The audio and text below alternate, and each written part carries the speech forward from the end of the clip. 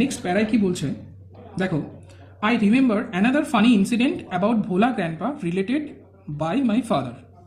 দেখো আগের যে পোর্শনটা ওটা ওখানে শেষ হয়ে গেল, এবার নতুন একটা জিনিস আমাদের রাইটারের মাথায় এসছে, একটা ইনসিডেন্ট। ইনসিডেন্ট কথা মানে হয়তো তোমরা সবাই জানো, ইনসিডেন্ট মানে হচ্ছে ঘটনা। একটা ঘটনা মনে পড়ছে, ফানি ইনসিডেন্ট। ফানি ইনসিডেন্ট মানে কি? একটা মজার ঘটনা। ভোলার গ্র্যান্ডপা তার সাথে জড়িত ছিল, এবং কে জড়িত ছিল? তার সাথে লেখকের রাইটারও লেখকের যে ফাদার ছিলেন তিনিও জড়িত ছিলেন। It had been a rainy afternoon. এটা একটা কি ছিল? একটা রেনি আফটারনুন ছিল, বিকেলবেলা খুব বৃষ্টি হচ্ছে। Bhola grandpa wild with excitement told my father. Bhola grandpa wild with excitement, excitement কথার মানে হচ্ছে উত্তেজনা। উত্তেজিত হয়ে ভোলা গ্র্যান্ডপা আমার বাবাকে বলেছিল একটা কথা, কি? His friends that he had seen a gangs of pirate. ফাদারকেও বলেছিল এবং ভোলা গ্র্যান্ডপা তার ফাদারের যে ফ্রেন্ডসরা ছিল তাদেরকেও বলেছিল যে তিনি দেখেছিলেন একটা কি, গ্যাংস অফ পাইরেটস। দেখো, গ্যাং অফ পাইরেটস মানে ডাকাত দল। পাইরেটস অফ ক্যারিবিয়ান সি হয়তো দেখেছো তোমরা, লুটেরা যাকে বলা হয়, সেই ডাকাত দল দেখেছিলেন।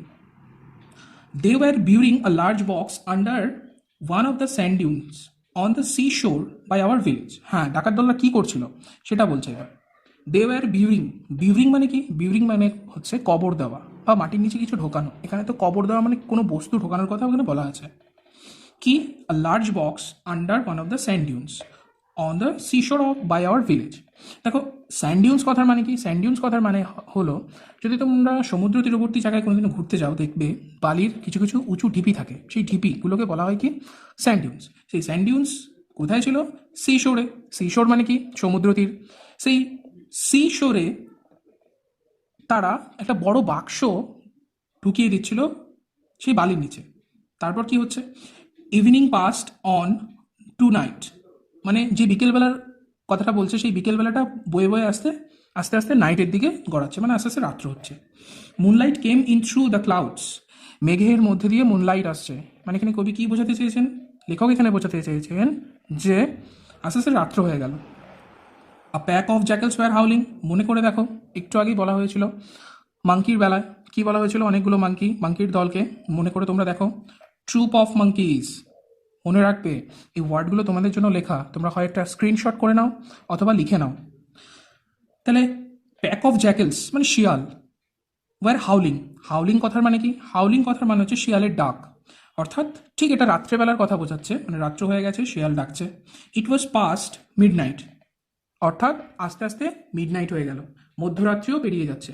At this point of time Bhola grandpa confessed that there was no real treasure. সেই সময় ভোলা গ্র্যান্ডপা কনফেসড করলো। কনফেসড মানে কি? কোনো কিছু ব্যাপার নতুন করে বলা, হয়তো আগে আমি ভুল বলেছি, সেটাকে আমি এখন কারেক্ট করে নিচ্ছি, এটাকে বলা হয় কনফেসড। ঠিক আছে? কনফেস কি করলেন? That there was no real treasure, মানে ওই যে বাক্সটা বালির নিচে ঢোকানো হয়েছিল, সবাই মনে করেছিল যে ওটার মধ্যে অনেক ধনসম্পত্তি থাকতে পারে, সেই যে কথাটা বলেছিলেন ভোলা গ্র্যান্ডপা সম্পূর্ণটাই মিথ্যা। কেন মিথ্যা? দেখো, মনে করেছিল কি? It was all a dream which he had during his midday nap. দেখো, তোমাদের কাছে এই ওয়ার্ডটা হয়তো নতুন মনে হতে পারে, mid day nap. Mid day nap কথার মানে কি? মিড ডে ন্যাপ কথার মানে হচ্ছে দিবানিদ্রা, দিনের বেলায় ঘুমানো, সেটাকে বলা হয় মিড ডে ন্যাপ। অর্থাৎ ভোলা গ্র্যান্ডপা সেদিন দিনের বেলা ঘুমিয়েছিলেন, ঘুমের মধ্যে তিনি একটি স্বপ্ন দেখেছিলেন, সেই স্বপ্নটাই বলেছিলেন সবাইকে, যে একটা বালির নিচে ধনসম্পত্তি রাখা আছে। ঠিক আছে? Next, once Bhola grandpa had a great adventure in the Sundarbans. সুন্দরবনের কথা আমরা সবাই জানি। ভোলা গ্র্যান্ডপার একটা অ্যাডভেঞ্চারের কথা বলছে, যেটা কিনা হয়েছিল কোথায়? সুন্দরবনে। In those days royal Bengal tigers freely roamed the dense jungles of the Sundarbans. আচ্ছা, তোমাদের জন্য রোমড কথাটার অর্থ লেখা হয়নি এখানে। রোম কথার মানে হচ্ছে ঘুরে বেড়ানো। রোম কথার মানে হচ্ছে ঘুরে বেড়ানো। এটার অ্যাকচুয়াল অর্থ হলো উদ্দেশ্যহীনভাবে ঘুরে বেড়ানো। Bengal tiger, royal Bengal Tigers তোমরা সবাই জানো। ডেন্স জঙ্গল কথার মানে হচ্ছে ঘন জঙ্গল।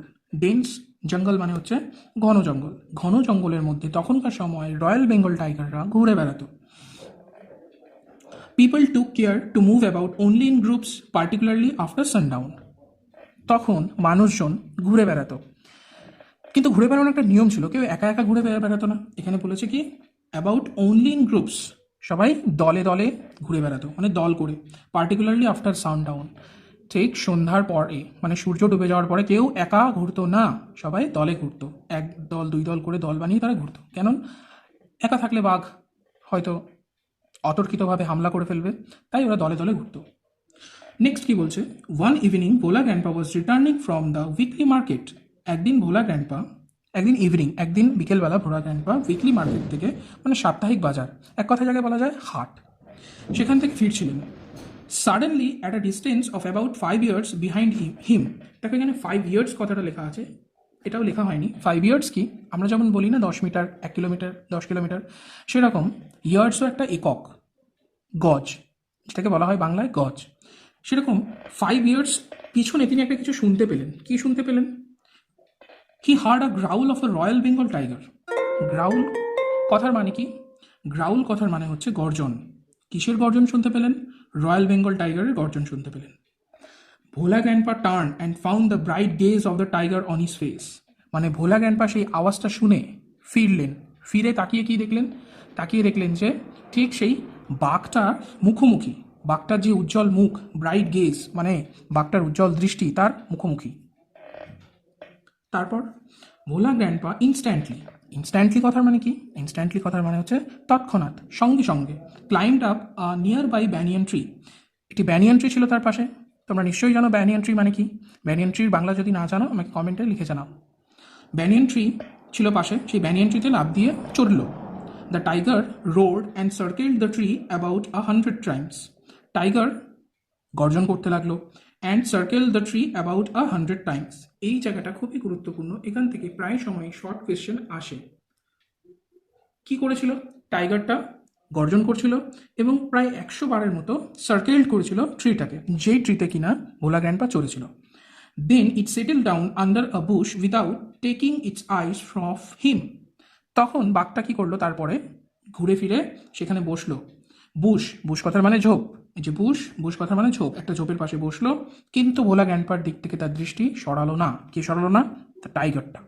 তারপর উইথ নাইটফল, আস্তে আস্তে রাত বাড়ছে। The forest grew dark and silent. Forest আস্তে আস্তে অন্ধকার থেকে আরও অন্ধকার হচ্ছে এবং নিঃশব্দ হচ্ছে আস্তে আস্তে। তারপর Bhola grandpa could hear the tiger beating its tail on the dry leaves. Bhola grandpa তখন শুনতে পেল যে বাঘটা তার লেজটা শুকনো পাতার মধ্যে খসখস খসখস এরকম করে লাগাচ্ছিল এবং আওয়াজ হচ্ছিল। আওয়ার্স পাস্ট, মানে ঘন্টার পর ঘন্টা কেটে যাচ্ছে এইভাবে। ডন ব্রোক উইথ কুইং অফ ডোভস। দেখো ডন কথার মানে কি? ডন কথার মানে হচ্ছে উষা বা ভোর। ভোরবেলা পাখির ডাক শোনা যাচ্ছে, মানে আস্তে আস্তে এখন ভোর হচ্ছে। কুইং অফ ডোভস, দেখো এখানে ডোভস বা ডাভস দুটো প্রোনাউন্সিয়েশনই কারেক্ট। এখন এই ডাভ কথার মানে কোন পাখি? এখানে স্পেসিফিক পাখি বলতে এখানে ডাভস মানে পায়রাও বলা যায়, বা ভোরের যে সমস্ত পাখিরা ডাকে ওদেরকেও বলা যায়। সো অর্থাৎ আস্তে আস্তে ভোর হচ্ছে। Bhola grandpa came down. Bhola grandpa গাছের থেকে নেমে আসলো। There was a group of men on a mount a little away. কিছু দূরে একটা মাটির ঢিপি ছিল, সেই ঢিপিটার উপরে কিছু মানুষ দাঁড়িয়েছিল। Bhola grandpa climbed the mount and requested first man he saw for some water to drink.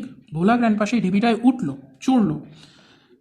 সেখানে প্রথম যে মানুষটিকে তিনি দেখতে পেলেন, ভোলা গ্র্যান্ডপা তাকে রিকোয়েস্ট করলো যে একটু জল এনে দেওয়ার জন্য। The man had seen the tiger waiting. সেই মানুষটি দেখেছিল যে টাইগার অপেক্ষা করছে। কোন টাইগারটা? সেই রাতে যে টাইগারটা ছিল সেই টাইগারটা কিন্তু যায়নি এখনো। কিন্তু ভোলা গ্র্যান্ডপার একদমই মনে নেই যে টাইগারটা তার জন্য অপেক্ষা করছে। হি ওয়াজ মাচ বিউইল্ডার্ড কথার মানে কি? দেখো লেখা আছে বিউইল্ডার্ড কথার মানে হতভম্ব হওয়া। যেই লোকটির কাছে জল চেয়েছিল ভোলা গ্র্যান্ডপা মাউন্টটায় উঠে, সেই লোকটি হতভম্ব হয়ে গেছিল। কেন হতভম্ব হয়ে গেছিল তোমাদের একটু আগেই বলেছি। What is your secret that you simply walk pass the hungry beast and it did nothing? He asked Bhola grandpa. এখানে হি বলতে কাকে বোঝানো হয়েছে? সেই মানুষটি যার কাছে ভোলা গ্র্যান্ডপা জল চেয়েছিল। অর্থাৎ সেই মানুষটি ভোলা গ্র্যান্ডপাকে একটা কোয়েশ্চেন করলো। কি question? What is your secret? আচ্ছা, তোমার এই যে তুমি বাঘটিকে দেখেও বাঘটির সামনে দিয়ে নর্মালভাবে সাধারণভাবে তুমি হেঁটে চলে আসলে, বাঘটি তোমার পাশে বসা, তুমি এটা কী করে করতে পারলে? তোমার কি বাঘটি দেখে ভয় নেই? বাঘকে দেখে ভয় নেই? এই কোয়েশ্চেনটাই ভোলা গ্র্যান্ডপাকে করলো কে? সেই লোকটা যার কাছে জলের জন্য চেয়েছিল। The tiger was stretching it's limbs and yawning.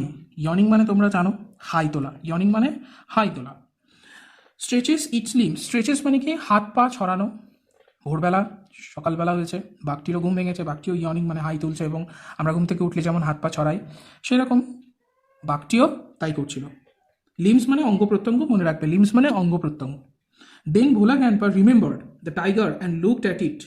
সেই সময় ভোলা গ্র্যান্ডপার টাইগারের কথা মনে পড়লো এবং তখন সে সেই টাইগারটির দিকে তাকালো। Bhola grandpa almost lost his senses in fear. Bhola grandpa এবার দেখে তার তো একদম অজ্ঞান হয়ে যাওয়ার মতো অবস্থা, মানে সেন্সলেস হয়ে যাওয়ার অবস্থা ভয়ে। হি র্যান ব্যাক হোম, তিনি দৌড়ে বাড়ি ফিরে আসলেন। তারপর পরের যে প্যারাটা রয়েছে এটাই শেষ। হাফ আ সেঞ্চুরি লেটার, সেঞ্চুরি কথার মানে তোমরা সবাই জানো 100, হাফ আ সেঞ্চুরি মানে 50, মানে 50 বছর পর Bhola grandpa left us for ever one morning at the age of 95। Very important question, এখান থেকে কোয়েশ্চেন আছে।